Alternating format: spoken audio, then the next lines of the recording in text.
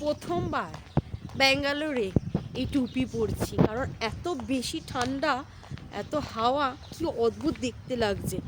অদ্ভুত দেখতে লাগার থেকেও ব্যাপার, আমি অদ্ভুত হয়ে যাব যদি মাথাটায় ঢাকা দিয়ে না বেরোয়। প্রচণ্ড ঠান্ডা হাওয়া, পুরো কনকনে ঠান্ডা হাওয়া। তো আমি জীবনে এই 12 বছর 11 বছরে কখনো মাথায় ঢাকা দেয়নি।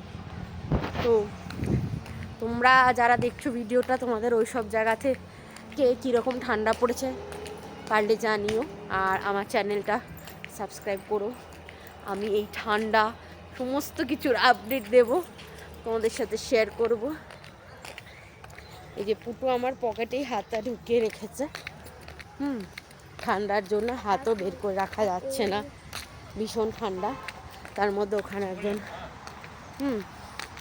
লুঙ্গি পরে কি ফুল তুলতে এসছে, ওনার ঠান্ডা লাগছে না তাই উনি এসছেন। নিরামিষ খাবার দেখো, একদম সিম্পল পাতি খাবার আমার আর মেয়ের জন্য। তো ভাতটা রয়েও যাবে, এতটা লাগবে না দুজনের। আলু দিয়ে গোবিন্দভোগ চালের সেদ্ধ ভাত, মানে একটু ফেনা ভাত, এখানে আলু ভাজা, আর এই হচ্ছে বেগুন ভাজা। একটু পুড়ে গেছে তো অসুবিধা নেই, ভেতরটা পোড়ে নি। আর ঘি দিয়ে খাবো, চলো দেখাই। ভাত বেড়ে নিয়েছি, ঘি, বেগুন ভাজা, লবণ, আলু ভাজা, এটা মেয়ের ভাত।